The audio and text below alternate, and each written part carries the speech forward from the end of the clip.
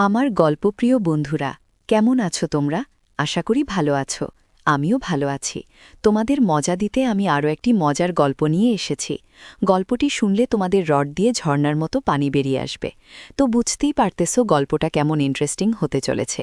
তাই দেরি না করে কানে হেডফোন পরে নাও। আর যারা আমার সাথে কথা বলতে চাও বা ইমো নাম্বার পেতে চাও, আমি ভিডিওর মধ্যে নাম্বার দিয়ে দেব। আপনারা ভিডিও কলে আমার সাথে মজা করতে পারবেন। চলো তবে আর দেরি না করে শুরু করা যাক। আমার নাম উল্কেশ। আমার বয়স ২২ বছর। সবেমাত্র কলেজ শেষ করে চাকরি খুঁজছি। আমার মায়ের নাম তৃপ্তি রানী, বয়স ৪০। এই বয়সেও খুবই সুন্দর আমার মা। বাবা মায়ের ডিভোর্স হয়ে যাওয়ার পর থেকে আমি আর মা একসাথে থাকি। সাদান অ্যাভিনিউয়ের একটি বাড়িতে আমরা দোতলায় দুটি ঘরে থাকি। একটা ঘরে মা সই আর একটায় আমি। নিচের তলার ঘরটা বৈঠকখানা। তো ঘটনার শুরু সেদিন থেকে, যেদিন আমি প্রথম এমন গল্প পড়া শুরু করলাম। মায়ের সম্পর্কে আমার চিন্তাভাবনাই বদলে গেল। আমি ইন্টারনেটে একটি মা ও ছেলে গল্পের ভিডিও দেখলাম। সেখানে ভিডিওর জায়গায় নিজের মাকে কল্পনা করে নিলাম। আমার তখন পাগলের মতো অবস্থা। বাসাঘরে গিয়ে কাজ সেরে নিলাম। জীবনে প্রথমবার মাকে মনে করে কাজ করলাম। বাসাঘর থেকে বের হয়ে আমি মাকে দেখতে না পেয়ে মায়ের ঘরে গেলাম। দেখি মা কাপড় পরছে। অন্যান্য দিন হলে আমি ঘর থেকে বের হয়ে যেতাম, কিন্তু আজ আমি দরজার ফাঁক দিয়ে দেখতে লাগলাম মাকে। বুক এত জোরে ধকপুক করছে যে মনে হলো মা ধকপুকানির আওয়াজ শুনে না ফেলে। মা তখন শুধু ছোট একটা পড়া। মাকে দেখে মনেই হচ্ছিল না মায়ের এত বয়স। মনে হচ্ছিল বড়জোর ৩০ কি ৩২। এই প্রথম কোনো অর্ধসম্পূর্ণ মেয়ে দেখছে। মায়ের শরীরটা ভালোভাবে দেখতে লাগলাম। মায়ের কাঁধ অবধি ছোট চুল, দেখতে খুবই সুন্দর। আমি আর কন্ট্রোল করতে পারলাম না।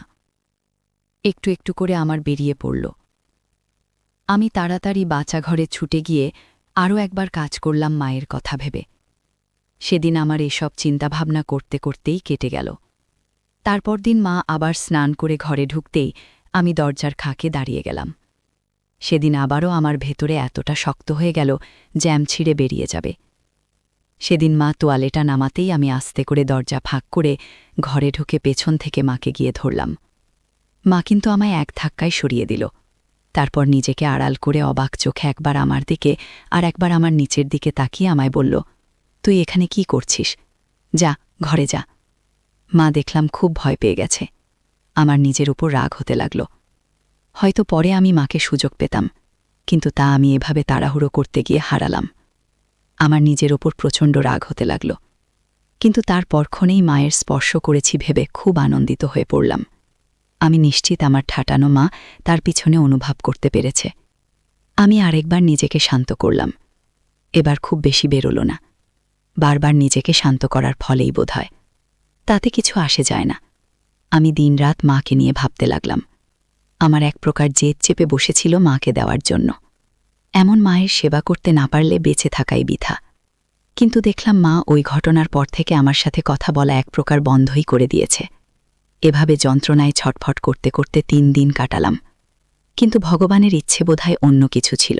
মাকে সেবা করার সুযোগ আমি সেদিন রাতেই পেলাম, এবং সেটাও খুব অদ্ভুতভাবে। সেদিন ১১টার মধ্যে আমরা রাতের খাওয়া শেষ করে ফেললাম। খাওয়া শেষ করেই মা শুতে চলে গেল। অন্যান্য দিন মা আমায় তাড়াতাড়ি শুয়ে পড়তে বলে, কিন্তু এই ৩ দিন ধরে মা কিছুই বলছে না। আমিও তাড়াতাড়ি গিয়ে পেছন থেকে মায়ের হাত টেনে বললাম, মা, আমার সেদিনের ব্যবহারে তুমি খুব রেগে আছো না? মা দেখলাম ভয় পেয়ে গেছে। আমায় আড়ষ্টভাবে বলল, না তো, তুই গিয়ে শুয়ে পড়। আমি তখন বললাম, সত্যি বলছো? মা বলল, হ্যাঁ। আমি তখন বললাম, মা, আমার খুব ভয় লাগছে, আমি তোমার সাথে শোবো। মা দেখলাম এবার সত্যিই ভয় পেয়ে গেছে, কিন্তু মুখে বলল, আচ্ছা আয়। তাহলে আমি মায়ের সাথে মায়ের ঘরে ঢুকলাম। ভাবলাম আজ যেভাবেই হোক মায়ের সেবা যত্ন করতে হবে। মা যদি রাজি হয় হবে, না হলে জোর করে মায়ের সেবা করব। মা ছিটকিনি দিয়ে দিল। মা লাইট অফ করতে যাবে। আমি তখন বললাম, মা, তোমার সাথে আমার কিছু কথা আছে। মা ভয়ে ভয়ে আমার কাছে এসে বলল, বল। আমি বললাম, খাটে বসো না মা। আমার থেকে অনেকটা দূরে খাটে বসল। আমি বললাম, মা, এই কদিন আমি অনেক কষ্ট সঞ্চয় করেছি, কিন্তু আর না, এই যন্ত্রণা ভোগ করা যায় না। মা, জানি না তুমি আমায় কি বলবে। এই কথাগুলো শোনার পর হয়তো তুমি আমায় ঘেন্না করতে পারো, তবে আমার এই কথাগুলো তোমায় শুনতেই হবে।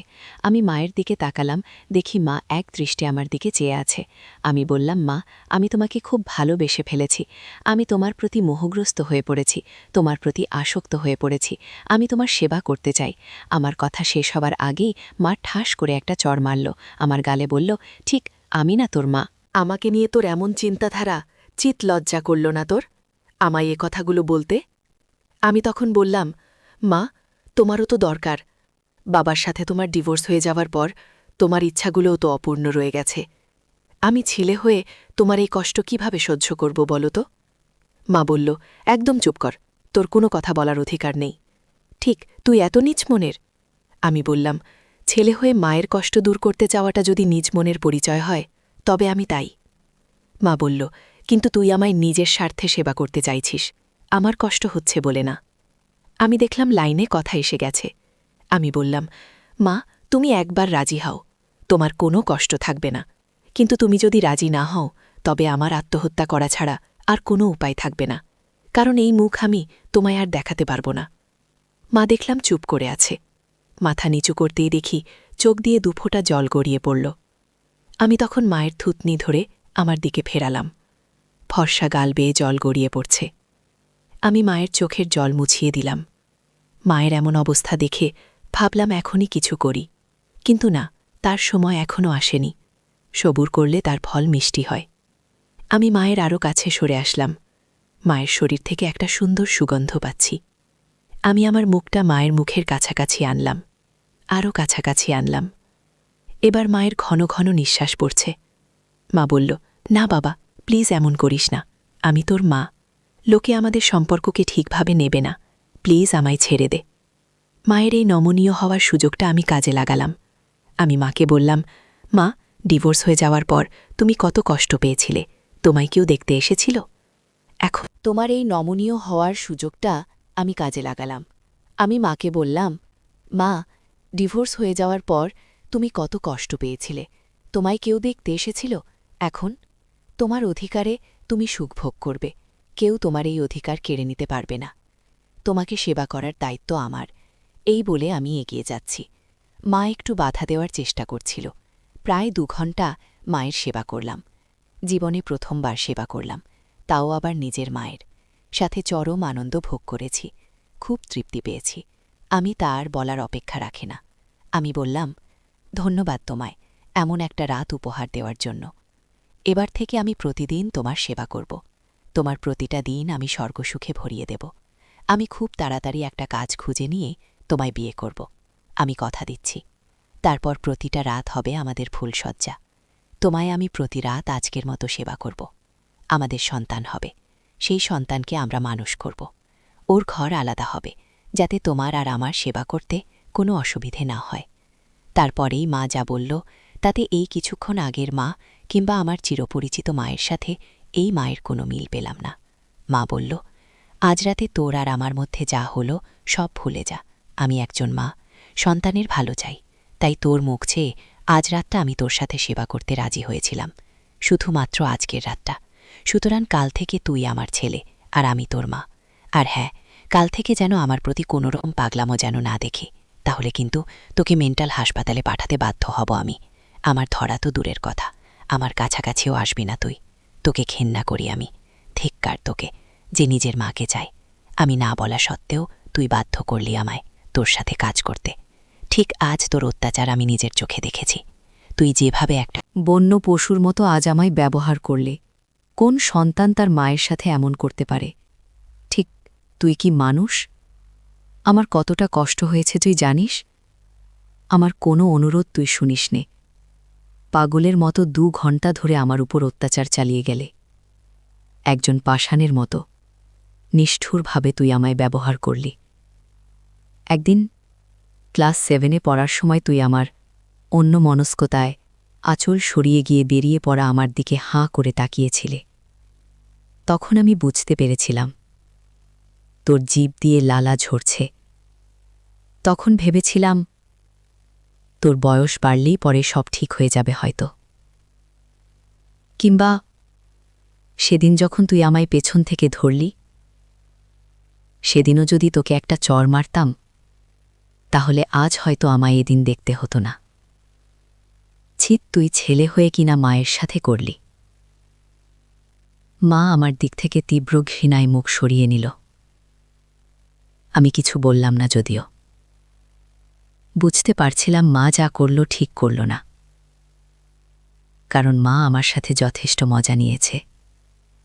এতে আমি নিশ্চিত। আমি মাকে ছেড়ে উঠে বসতে লাগলাম।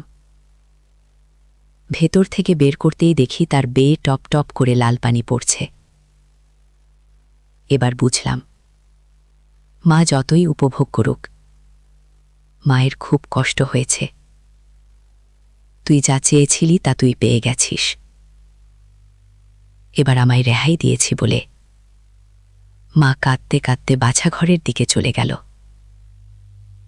আমি নিজেকে ধিক্কার দিতে লাগলাম। আমার ভয় করতে লাগল। মায়ের ডিভোর্স হয়ে যাওয়ার পর মা আমার সাথেই থাকে, কিন্তু এই ঘটনার পর মা যদি আমায় ছেড়ে চলে যায়, তবে আমি কি নিয়ে থাকব? কিংবা যদি মা আমার এই আচরণের কথা কাউকে বলে দেয়, তাহলে কি হবে? আমার ভয় করতে লাগল।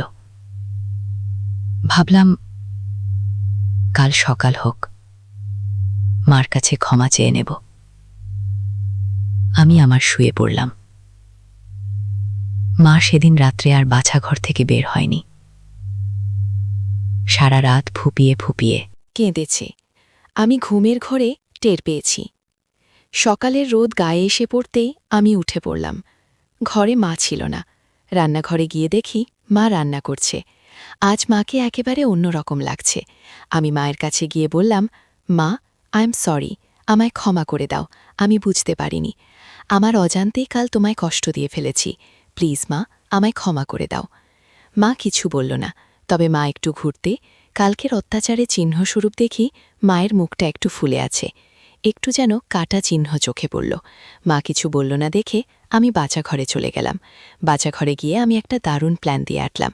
যদি এই প্ল্যানটা খাতায়, তবে মা আর সুখ দুটোই ফেরত পাব। প্ল্যান মাফিক আমি বাচাঘর থেকে বেরোলাম। দেখি টেবিলের সকানের খাবার ঢাকা দেওয়া। মা আমায় খেতে পর্যন্ত বলেনি। আমি খেলাম না। নিজের ঘরে এসে প্ল্যান মাফিক একটু লাল নেল পলিশ হাতে ঢেলে সেটাকে গড়িয়ে পড়তে দিলাম। আর একটু নেল পলিশ ছুরিতেও লাগিয়ে দিলাম। তারপর নেল পলিশটা সরিয়ে রেখে চিৎকার করে উঠলাম, আহ মা গো! মা চিৎকার শুনে ছুটে আমার ঘরে চলে এলো। দেখেই মা আটকে উঠল। এ কি করেছিস তুই? এটা পাগল হয়ে গেলি নাকি? বলেই মা একটা রুমাল নিয়ে আমার ওই জায়গাটা বাঁধতে গেল। আমি কিন্তু মাকে সরিয়ে দিয়ে বললাম, তুমি আমাকে ছুঁতে বারণ করেছ, আবার তুমি আমাকে ধরছ। আর তাছাড়া আমি বাঁচতে চাই না, তুমি আমাকে এভাবে ঘৃণা করবে। কি করব আমি বেঁচে থেকে? মায়ের রাগ একটু একটু করে গলছে দেখলাম। মা আমার কাছে কাতর অনুরোধ করে বলল, তুই ওই জায়গায় রুমালটা বেঁধে নে, তারপর তোর সব কথা আমি শুনছি। আমি বললাম, তুমি তো আমায় ঘৃণা করো, আবার আমার উপর এত দরদ দেখাচ্ছ কেন? আমার যা হয় হোক, তোমার কি? মা কিছুক্ষণ কি যেন ভাবল, তারপর আমার কাছে সরে এসে আমার গালে হাত দিয়ে আদর করে বলল, দেখ বাবা, আমি তোকে ঘেন্না করি না, কিন্তু তোর এই আচরণ আমার ভালো লাগছে না। তুই কেন এত বদলে গেছিস? আমি আমার গাল থেকে মায়ের হাতটা সরিয়ে বললাম, আমি বদলে যাইনি মা, তোমার একা থাকার কষ্ট আমি দেখেছি। আমি শুধু তোমার সাথে সম্পর্ক করে তোমায় সুখী করতে চেয়েছিলাম, আর কিছু তো চাইনি আমি। তোমার সুখ ছাড়া কয়টা ছেলে দেখো তো নিজের সুখ বলে দিয়ে দেয় তার নিজের মায়ের সুখের জন্য? এখন যে করেই হোক মাকে পুরোপুরি রাজি করাতে চাইছিলাম, তাই নিজের সুখকে মায়ের সুখ বলে চালিয়ে দিচ্ছিলাম। এবার আমি মায়ের আরও একটু কাছে সরে আসলাম। বললাম, তুমি যতই বলো, আমি জানি কাল তুমি কতটা সুখ পেয়েছ মা। মা বলল, কিন্তু কেউ যদি জানতে পারে তোর আর আমার এই সম্পর্কটা, আমার কারো কাছে মুখ দেখানোর উপায় থাকবে না। আমি এবার মায়ের আরও কাছে সরে এসে আমার বলিষ্ঠ দুটো হাত দিয়ে মায়ের দোকাত ধরে আমায় ভরসা করার আশ্বাস দিয়ে বললাম, কেউ জানতে পারবে না, আমায় তুমি ভরসা করতে পারো। আজ থেকে তোমায় সুখী করা আর তোমার সম্মান রক্ষার দায়িত্ব দুটোই আমার। মায়ের তবুও একটু দ্বিধা ছিল। আমি বুঝতে পারছিলাম না, আগের দিন রাতে এত খেয়েও এখনও এত সতীপনা আসে কি করে? কাল যখন লজ্জার মাথা খেয়ে ছেলেকে দিলে এত সতীপনা কোথায় ছিল? আমি তবুও সাহস করে কিছু করতে পারছিলাম না, কারণ কাল যার রূপ দেখেছি তারপর আর ঠিক সাহস হচ্ছিল না। ভাবলাম একবার মাকে রাজি হোক, সেবা করে মিটিয়ে দিব। কাল পাগলের মতো অবস্থা হয়ে গেছিল আমার, তাই তাড়াহুড়ো করতে গিয়ে ঠিকমতো যত্ন করাই হয়নি। আমি মায়ের আরও একটু কাছে সরে আসলাম, কাঁধ থেকে আঁটলটা আস্তে করে খসিয়ে দিলাম। কিন্তু অবাক হয়ে দেখলাম মা কোনো বাধা দিল না। এখন মায়ের সামনে স্পষ্ট দেখতে পাচ্ছি। মা বলে বলছি না, সত্যিই খুব ভালো লাগছিল। আমার মতো মায়েরও খুব সম্ভবত আগের দিন অতটা হুঁশ ছিল না, কিন্তু আজ আমাদের দুজনেরই একটা অজানা আশঙ্কায় মন দুরুত্তুরু করছে। মা ভয়ে লজ্জায় থরথর করে কাঁপছিল, যদিও চোখে সেরকম কোনো আভাস পাচ্ছিলাম না। আজ মায়ের চোখে সম্মতি ছিল, কিন্তু আগের দিন মায়ের চোখে এই সম্মতির ভাব ছিল না। আগের দিন ছিল খাঁচায় আটকে পড়া পাখির মতো অসহায় ভাব। আমিও ভয়ে কাঁপছিলাম, মায়ের চোখের দিকে তাকাতে পাচ্ছিলাম না, কারণ আগের দিন মায়ের উপর কর্তৃত্ব করার ভাব চলে এসেছিল। কিন্তু আজ কিছুটা শ্রদ্ধা ভয় কাজ করছিল। তার চেয়েও বড় কথা, আমার সামনে দাঁড়িয়ে আছে আমার চেয়ে বয়সে অনেক বড় একজন হাই সোসাইটির মহিলা। কোথাও কোনো খুঁত নেই। তিনি আমার গর্ভধারিণী মা, যার রূপে আমি মুগ্ধ, যার জন্য আমি পাগল। আমি মায়ের আরও একটু কাছে সরে আসলাম। আমি আর মা দুজনেই ভয় পাচ্ছি। যদিও এই কাজটা আমরা আগেও করেছি, তবুও একটা ভয় কাজ করছে। আমি হয়তো এই মায়ের সেবা করতে করতে মরে যাব, কিন্তু মায়ের চাহিদা পূর্ণ করতে পারব না। আমার মা আমার মতো এমন সুপুরুষ থেকেও মা কাজ করার ক্ষমতা রাখে। আজ যদি মায়ের সেবা করার সময় অতিরিক্ত সুখে পাগল হয়ে যায় কিংবা মরে যায়, তাহলে হয়তো পরের দিন সংবাদপত্রে বেরোবে মায়ের সেবা করার সময় অতিরিক্ত সুখে সন্তান মৃত ইত্যাদি। আমি আসলে তাড়াতাড়ি করছিলাম, কিন্তু বুঝতে পারছিলাম তাড়াতাড়ি করে কিছু করলে পরিস্থিতি হাতের বাইরে চলে যেতে পারে। আমি কাজ শুরু করার সময় মা একটু হেসে ন্যাকা ন্যাকা গলায় বলল, সামান্য একটা বেকুলি খুলতে যদি এত সময় লাগাস, তো বাকি কাজ করবি কখন? বলে মা নিজেই খুলতে লাগল। আমি ওইভাবে একদৃষ্টে মায়ের শরীরের দিকে তাকিয়ে আছি দেখেই কিনা জানি না, মা বেকুলি নামাতে না পেরে হাল ছেড়ে দিল। আমি তখন উঠে মায়ের পেছনে গিয়ে দাঁড়ালাম। এবার মায়ের মুখে এতক্ষণে দুষ্টু হাসিটা কেটে গিয়ে একটা হালকা দ্বিধার ভাব ফুটে উঠল। কারণ মা আমার আগের দিনের আচরণ থেকে বুঝে নিয়েছে যে কাজটা আমার এতক্ষণ মায়ের সামনে দাঁড়িয়ে করতে অসুবিধা হচ্ছিল, সেই কাজটা খুব সহজেই আমি পেছনে দাঁড়িয়ে করতে পারব। আমি সেটা বুঝতে পেরেছিলাম। মায়ের যন্ত্রণা কিংবা দ্বিধা হচ্ছিল বলেই কিনা জানি না, মা নিজেকে ছাড়িয়ে আমার থেকে দূরে সরে যেতে চাইছিল। আমি কিন্তু মায়ের আমার কাছে টেনে নিলাম। মা অবাক হয়ে একটু পেছনে ঘুরে হাঁ করে আমার দিকে চেয়ে রইল। মা এখনও আমার দিকে হাঁ করে অবাক হয়ে তাকিয়ে আছে। বোধহয় বিশ্বাস করতে পারছে না যে মা তাকিয়ে আছে দেখেও আমার এতটা সাহস হতে পারে। কিন্তু মা এটা বুঝতে পেরেছিল যে মা এখন পুরোপুরি আমার বাঁধনে বাধা পড়ে গেছে। এই বাঁধন ছিঁড়ে পালানোর উপায় নেই, কিন্তু তবুও মায়ের অবাক ভাব কাটছিল না। মা অবাক হয়ে আমার দিকে তাকিয়ে আছে, কিন্তু আমি সেদিকে পরোয়া না করে মা পেছনে ফিরে থাকা অবস্থাতেই মায়ের ধরলাম।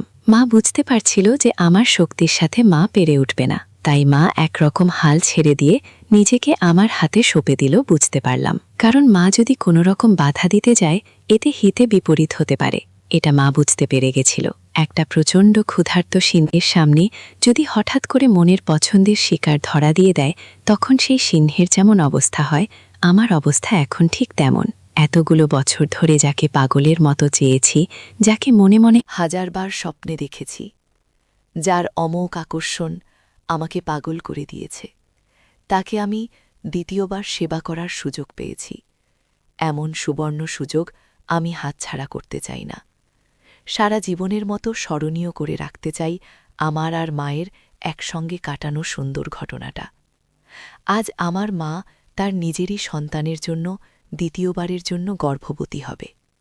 যদিও আমার তো মনে হয় মা ইতিমধ্যে গর্ভবতী হয়ে পড়েছে, যদি আইপিল না খেয়ে থাকে তাহলে। আমি নিশ্চিত মা আইপিল খেয়েছে। যদি খেয়ে থাকে তাহলে আজকের এই সুযোগ ছাড়া যাবে না। মাকে সেবা দিয়ে পাগল করে দিতে হবে, যাতে মা এই দিনটা কখনো ভুলতে না পারে।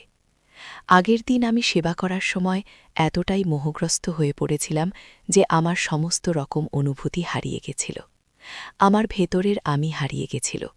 একটা প্রাণহীন হিংস্র পশুর মতো মায়ের ওপর পাশবিক অত্যাচার চালিয়ে গেছিলাম। কিন্তু এই ভুল আমি আর করব না। আজ রাতে আমি আমার মাকে সব রকম সেবা যত্ন করব। আমি টিউবলাইটটা বন্ধ করে নাইট ল্যাম্পটা জ্বালিয়ে দিলাম। হালকা নীল আলোয় মাকে আরও মোহময় লাগছিল। মাকে দেখে মনে হচ্ছিল যেন বিখ্যাত কোনো শিল্পীর আঁকা ছবি থেকে বেরিয়ে আসা একটি মূর্তি, যার ভেতর আগুন দাউ দাউ করে জ্বলছে। মায়ের সেই অমুক আকর্ষণ এড়িয়ে যাওয়া তো দূরের কথা, আমি অন্য কোনো দিকে তাকাতে পর্যন্ত পারছিলাম না। আমি এক পা করে মায়ের দিকে এগোতে লাগলাম। মা একবার আমার নিচের দিকে তাকিয়ে, তারপর আমার দিকে তাকিয়ে ভয়ে ভয়ে পেছনে সরতে লাগল। কিছুটা পিছিয়ে মা দেওয়ালে একটা ধাক্কা খেল, আর পেছনে যাওয়ার জায়গা নেই। মা এমন ভয়ে আর লজ্জা পাচ্ছে যেন মনে হচ্ছে আমি ওর নতুন বিয়ে করা স্বামী। মা একটু অবাক হয়ে গেছিল। এবার আমি সম্পূর্ণ হয়ে নিলাম। মা এক দৃষ্টিতে আমার দিকে চেয়ে আছে, আর হয়তো ভাবছে এর রহস্য কি। একটু দুর্বল না হয়েও এতক্ষণ কাজ করতে পারে কি করে আমার ছেলেটা। একটা মন পাগল করা গন্ধ পাচ্ছি এখনো মায়ের থেকে। আমার দিকে ফিরে আমায় ধরে ঝরঝর করে কেঁদে ফেলল। আমার সমস্ত চিন্তাভাবনা, আবেগ, বিবেক, বুদ্ধি, পরিকল্পনাকে একরকম উল্টপাল্ট করে দিয়ে মা বলতে লাগল, তুই আমায় এত ভালোবাসিস, তবে সেদিন কেন আমার উপর এমন অত্যাচার করলি? তুই জানিস আমি কত কষ্ট পেয়েছিলাম। তুই যখন আমায় সেদিন কাজ করার জন্য চাপ দিচ্ছিলি, আমি কিছুতেই নিজেকে তোর পার্টনার হিসাবে কল্পনা করতে পারছিলাম না।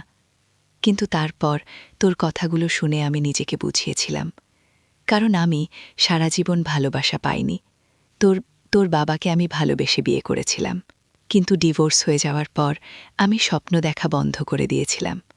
তোর কাছে একটু আশ্রয় খুঁজতে চেয়েছিলাম, কিন্তু যখন তুই আমার দুর্বলতার সুযোগ নিয়ে আমার উপর ওই রকম অত্যাচার করলি, আমি খুব কষ্ট পেয়েছিলাম, আমি খুব কেটেছিলাম, কারণ আমার এই শেষ স্বপ্নটাও ভেঙে চুরমার হয়ে গেছিল। আমিও একজন মেয়ে, আমারও ভালোবাসা, আবেগ, যন্ত্রণা আছে। তোর মধ্যে আমার প্রতি একটা প্রেম আছে, যা আমায় তোর সম্পর্কে নতুন করে ভাবতে বাধ্য করল। হতে পারে তার মধ্যে কাজ একটু বেশি, তবু এটাই আমায় মুগ্ধ করেছে। তোকে আমি ইতিমধ্যে আমার স্বপ্নের পুরুষ হিসাবে কল্পনা করে নিয়েছি। একজন মা কখনোই চাইবে না যে তার ছেলে বিপথে যাক। যদি সেই ছেলে মায়ের সাথে সম্পর্কে সুখী থাকে, তাতে ক্ষতি কি? একজন মায়ের কাছে তার ছেলের সুখী সব। অন্তত আমি নিশ্চিত তুই আমায় কখনো ছেড়ে যাবি না। কি যাবি না তো? আমার চোখ দিয়ে টপ টপ করে জল পড়তে লাগল। মাকে আমি কি ভেবেছিলাম? মায়ের সম্পর্কে কি বাজে চিন্তাভাবনা করেছিলাম? আমি মাকে বললাম, কক্ষনো না মা, আমি তোমায় ছেড়ে কোথাও যাব না। সারা জীবন তোমায় ভালোবাসব। আই লাভ ইউ মা। এরপর সেদিন আমরা কাজ করেছিলাম কিনা নাই বা শুনলেন।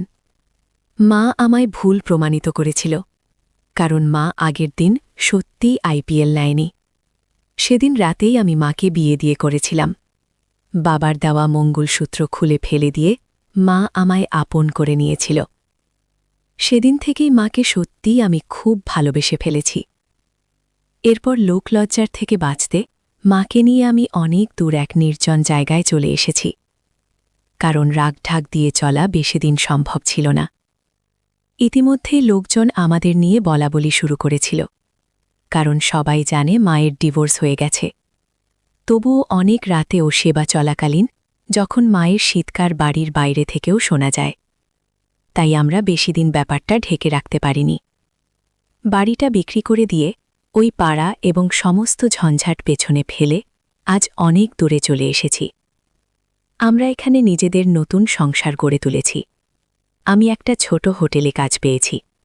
মাইনে যা পাই তাতে আমাদের চলে যায়, কারণ মা খুবই হিসেব করে চালে। আমরা সত্যিই খুব শান্তিতে আছি। আজ 2 বছর হয়ে গেল আমাদের 2টি ফুটফুটে সন্তান হয়েছে। 2টিই মেয়ে, একদম ফুলের মতো। আমরা আমাদের মেয়েকে খুব যত্নে বড় করে তুলব, এই আমাদের ইচ্ছে। আজকের গল্পটি এই পর্যন্ত। এতক্ষণ সাথে থাকার জন্য ধন্যবাদ। দেখা হবে পরবর্তী কোনো ভিডিওতে।